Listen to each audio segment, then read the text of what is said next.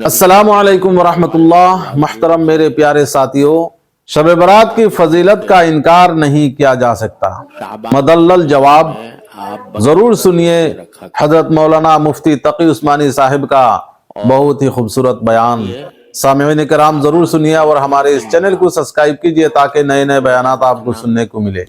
نبی کریم سرورت عالم صلی اللہ علیہ وسلم سے یہ ثابت ہے کہ شعبان کے مہینے میں آپ بکثرت روزے رکھا کرتے تھے، اور اس لیے شعبان کے ہر دن میں روزہ رکھنا مستحب ہے، بہتر ہے، اور اس پر بڑے اجر و ثواب کی امید ہے۔ اور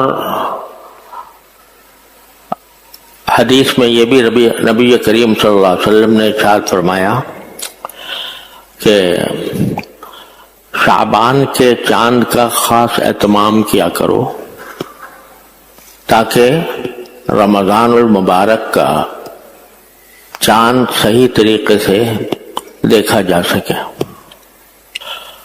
اور یہ بھی حدیث میں آتا ہے کہ آپ شعبان کے دنوں کو گننے میں اتنے زیادہ احتیاط فرماتے تھے جو اور کسی مہینے میں نہیں فرماتے تھے، کہ آج شعبان کی یہ تاریخ ہو گئی، آج شعبان کا اتنے دن گزر گئے۔ اس کو خصوصی طور پر یاد رکھتے تھے تاکہ جب 29واں دن آئے تو رمضان کا چاند دیکھنے کا اہتمام کیا جائے۔ اور اس رمضان شعبان کے اندر جو 15ویں شب ہے، یعنی جو 14 اور 15 کے درمیان جو رات آتی ہے، اس کو لیلۃ البراء کہا جاتا ہے۔ اردو میں اس کو شب برات کہتے ہیں۔ شب برات نہیں ہے، برات جو دلہا والوں کی ہوتی ہے وہ مراد نہیں ہے، بلکہ براءت ہے، شب براءت۔ اور یہ رات جو ہے اس کو بھی اللہ تبارک و تعالی نے ایک خصوصی فضیلت عطا فرمائی ہے۔ اللہ تبارک و تعالی کے اعتبار سے تو سارے دن رات ایک جیسے ہیں۔ ہر دن صبح کو سورج طلوع ہوتا ہے، رات کو غروب ہوتا ہے، شام کو غروب ہوتا ہے، پھر رات کو اندھیرا ہو جاتا ہے، چاند نکلتا ہے۔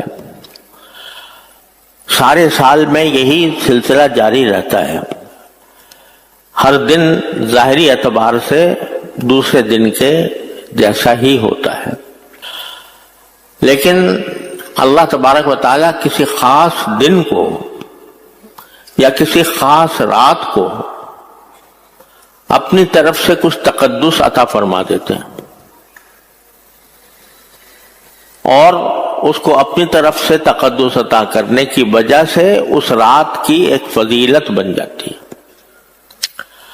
یعنی اس میں عبادت کرنے کا ثواب اور راتوں کے مقابلے میں زیادہ ہوتا ہے۔ اور اس کی بظاہر حکمت یہ ہے کہ ہم لوگ الحمدللہ 5 وقت کی نماز پڑھ لیتے ہیں، اور تھوڑا بہت اللہ نے توفیق دی تو قرآن کریم کی تلاوت کر لیتے ہیں یا ذکر کر لیتے ہیں، لیکن عام دنوں میں ہمارے بیشتر اوقات دنیاوی کاموں میں صرف ہوتے رہتے ہیں۔ کوئی تاجر ہے تو تجارت میں لگا ہوا ہے، کوئی ملازم ہے تو ملازمت کر رہا ہے، کوئی کسان ہے تو کھیتی باڑی میں مشغول ہے۔ ہم دنیا کے ان کاموں میں جو اللہ تعالیٰ نے ہی ہمارے لیے جائز بھی کیے ہیں اگر حدود میں ہو، اور ان کو بلکہ ہمارے ذمہ ضروری قرار دیا ہے کہ بھئی تم اپنی روزی کمانے کے لیے کوئی راستہ اختیار کرو تاکہ تم اپنے آپ کا اور اپنے گھر والوں کا کوئی حق ادا کر سکو۔ لیکن ہوتا یہ ہے کہ جب ہم ان کاموں میں مشغول ہوتے ہیں تو اللہ جل جلالہ کی طرف ہماری توجہ اور ہمارا دھیان اور اللہ تعالیٰ کے ساتھ تعلق اس میں کمزوری آ جاتی.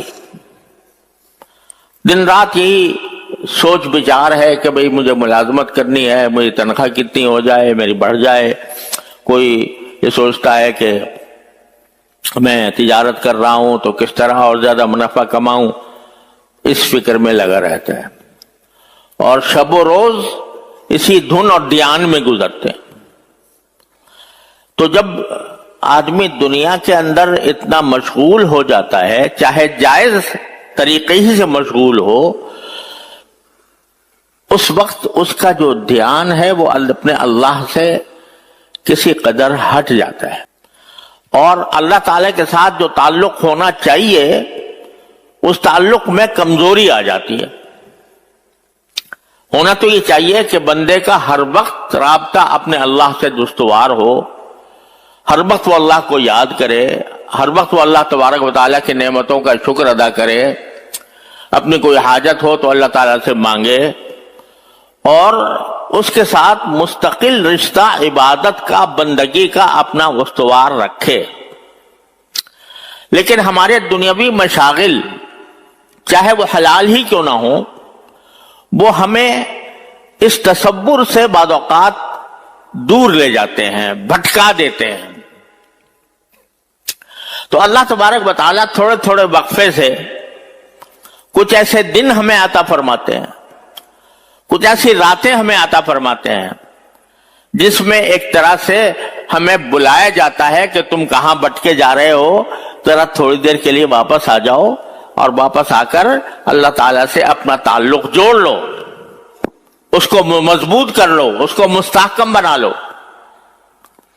اس لیے اللہ تبارک و تعالیٰ کسی خاص دن کو فضیلت دے دیتے ہیں، کسی خاص رات کو فضیلت دے دیتے ہیں، اور مقصد یہ ہوتا ہے کہ دنیاوی کاموں میں الجھے ہوئے انسان کو کچھ موقع دیا جائے کہ وہ دوبارہ آ کر تنہائی میں اپنے پروردگار کے ساتھ اپنا رشتہ استوار کر لیں. یہ مقصد ہوتا ہے.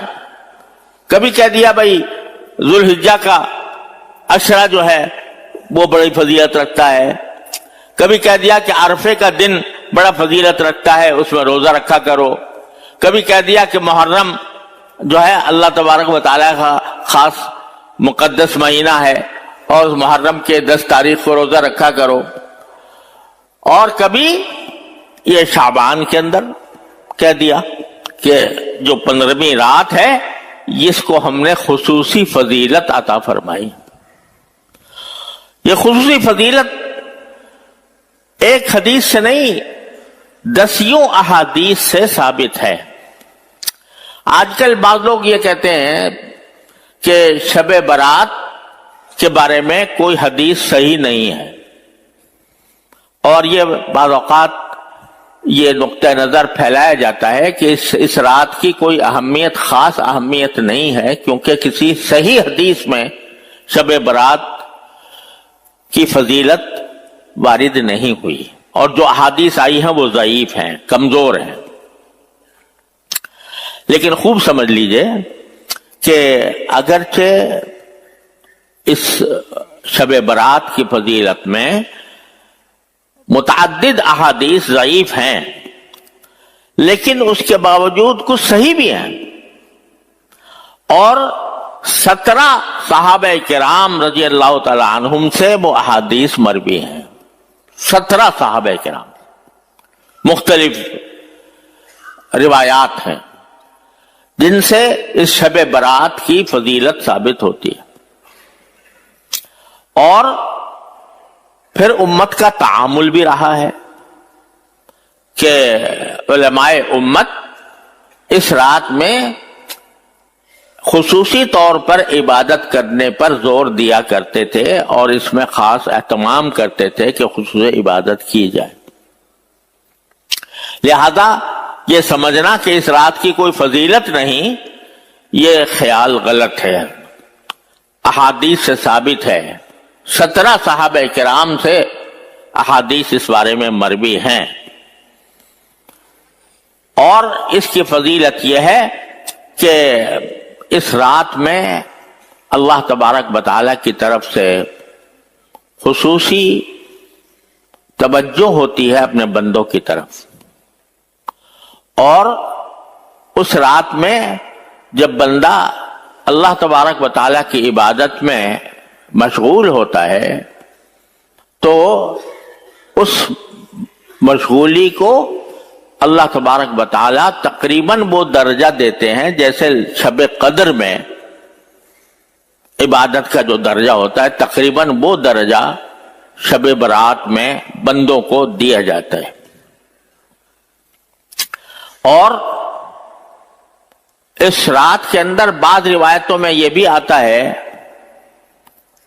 اگرچہ وہ اتنی زیادہ پختہ نہیں ہے، کہ سال بھر میں جو بچہ کون پیدا ہوگا وہ اس دن میں، اس رات میں لکھ دیا جاتا ہے، اور کون اس سال میں وفات پائے گا یہ بھی لکھا ہوا تو پہلے ہی سے ہے تقدیر میں، لیکن فرشتوں کو اس کی خبر دے دی جاتی ہے، یہ بھی بعض روایتوں میں ہے۔ لیکن اصل بات یہ ہے کہ اس رات کو اللہ تبارک و تعالیٰ سے تعلق جوڑنے میں استعمال کیا جائے۔ اب ہمارے ہاں اس شیطان جب دیکھتا ہے کہ کوئی مسلمانوں کو کوئی فضیلت حاصل ہونے والی ہے تو کوئی نہ کوئی اس میں کھنڈت ڈالتا ہے، تو کھنڈت یہ ڈال دی کہ بھئی شب برات کے اندر چراغاں ہونے چاہیے، پٹاخے چھوڑنے چاہیے، اور آتش بازی ہونی چاہیے۔ یہ خامخواہ کی باتیں جس کا کوئی تعلق اسلام سے نہیں، جس کا کوئی تعلق قرآن و حدیث سے نہیں، یہ ہمارے معاشرے کے اندر پھیلا دی گئی۔ چنانچہ شب برات کا جو بہترین وقت ہے وہ ان فضول کاموں میں، بلکہ ناجائز کاموں میں صرف کیا جاتا ہے۔ الحمدللہ اب اتنا زیادہ رواج نہیں رہا، کسی زمانے میں تو اس کا بہت ہی زیادہ پھیلاؤ تھا، اور ہمارے کراچی کی بوہری بازار وہ اسی میں تباہ ہوا تھا، اسی آتش بازی میں آگ لگ گئی تھی، پورا بازار تباہ ہو گیا تھا۔ تو الحمدللہ اب اتنا زیادہ نہیں، لیکن ہے اب بھی، تو اس سے پرہیز کرنا چاہیے۔ یہ در حقیقت ہندوؤں کی نقل ہے، ہندوؤں کی دیوالی کی نقل ہے، کہ ہندو دیوالی بناتے تھے، اس میں چراغ روشن کرتے تھے، تو مسلمانوں نے شب برات کے اندر یا چراغاں کرنا اور پٹاخے چھوڑنا اور آتش بازی اس کو اختیار کر لیا، جس کی شریعت میں کوئی اصل نہیں بلکہ ناجائز کام ہے۔ دوسرا یہ کہ کچھ خامخواہ کی رسمیں اس دن کے لیے مقرر کر لی گئیں، کہ بھئی شب برات میں حلوہ ضرور پکنا چاہیے، حلوہ نہ ہوا تو شب برات ہی نہیں ہوئی۔ یہ تصور بھی بالکل غلط، اس کا کوئی تعلق شریعت سے، اسلام سے، قرآن سے، سنت سے کہیں سے نہیں۔ اصل بات یہ ہے کہ جب اللہ تبارک و تعالی یہ رات عطا فرمائے تو آدمی عام راتوں سے زیادہ اللہ تعالی کی عبادت میں مشغول ہو۔ اس میں سب سے زیادہ افضل یہ ہے کہ آدمی اس رات میں نفلیں پڑھے، نفلیں پڑھے جتنی ہو سکے۔ ویسے رسول کریم صلی اللہ علیہ وسلم کا معمول یہ تھا کہ آپ 8 رکعتیں تہجد کی پڑھا کرتے تھے، اور کبھی کبھی کچھ زیادہ بھی پڑھ لیتے تھے، لیکن عام طور سے 8 رکعتیں پڑھتے تھے، لیکن وہ 8 رکعتیں بہت لمبی ہوتی تھی۔ حضرت عائشہ صدیقہ رضی اللہ تعالیٰ عنہ فرماتی ہیں کہ رات کی نماز آپ اس طرح پڑھتے تھے کہ پہلے 2 رکعتیں، پھر 2 رکعتیں ملا کر 4 رکعتیں، اور 4 رکعتیں کیسی ہوتی تھی، ان کی حسن اور ان کے لمبائی کے بارے میں آپ مجھ سے مت پوچھو، میں بیان نہیں کر سکتی کتنی لمبی رکعتیں پڑھتے تھے آپ، کتنا لمبا قیام، کتنا لمبا رکوع، کتنا لمبا سجدہ. تھی تو وہ 8 رکعتیں، لیکن وہ 8 رکعتیں طویل قیام کے ساتھ اور طویل رکوع کے ساتھ، طویل سجدے کے ساتھ آپ پڑھا کرتے تھے. اب اللہ تعالیٰ جن کو توفیق عطا فرما دیتا ہے تہجد کی نماز کی، وہ الحمدللہ اب بھی پڑھتے ہیں. اور اگر عام دنوں میں ہمیں موقع نہیں ملتا تہجد پڑھنے کا، تو یہ رات کم از کم ایسی ہے کہ اس میں اہتمام کرے آدمی زیادہ سے زیادہ نفلیں پڑھنے کا. اور نفلیں بہتر یہ ہے، جیسا میں نے ابھی عرض کیا کہ سنت یہ ہے ان نفلوں میں کہ لمبا قیام ہو.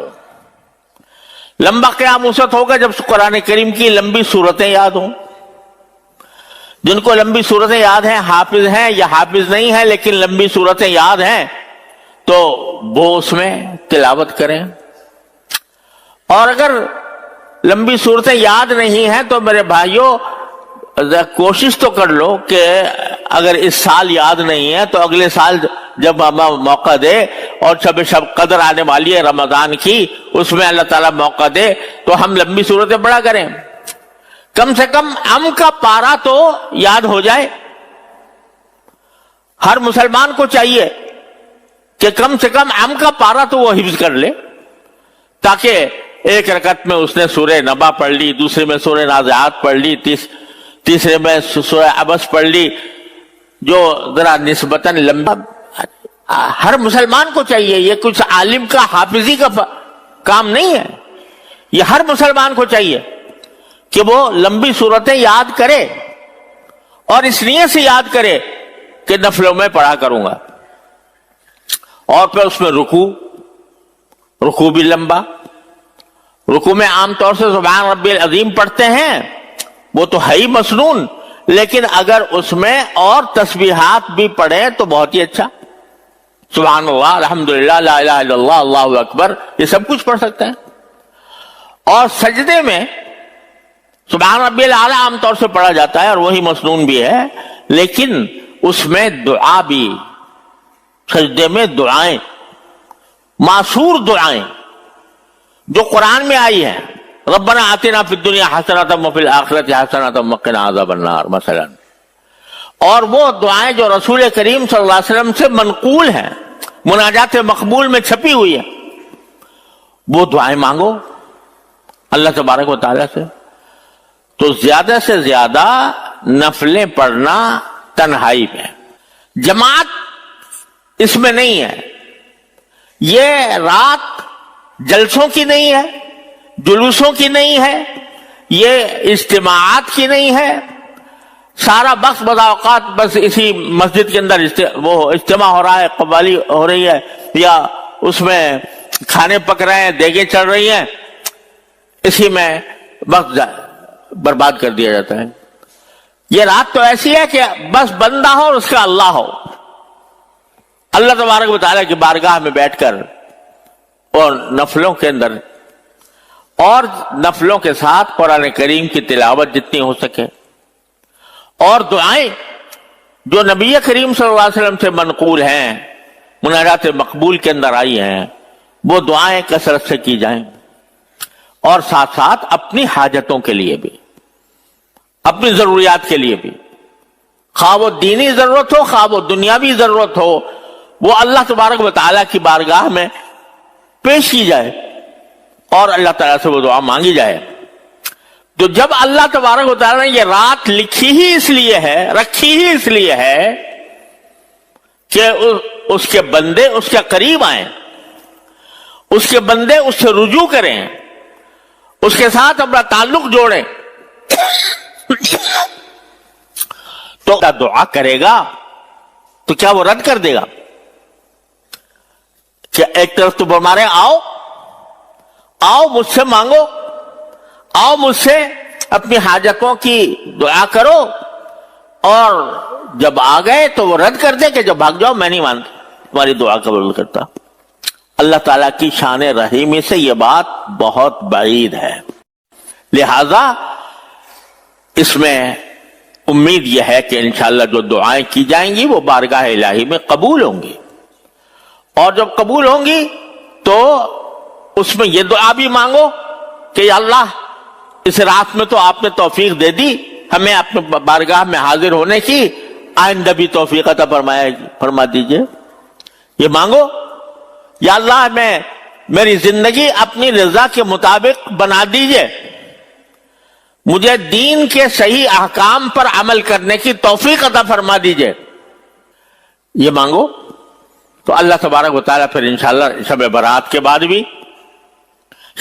بعد بھی انشاءاللہ اللہ تعالیٰ اپنا تعلق عطا فرمائیں گے۔ اور یہ بھی مانگو کہ رمضان آ رہا ہے یا اللہ ہمیں رمضان تک پہنچا دیجئے، اور رمضان کی برکتیں حاصل کرنے کی توفیق عطا فرمائیے، ایسے اعمال کی توفیق عطا فرمائیے کہ جو رمضان کے اندر آپ کی بارگاہ میں قابل قبول ہوں، یہ مانگو۔ اور بھائی اس وقت پورے عالم اسلام کے لیے بھی دعا مانگنے کی ضرورت ہے۔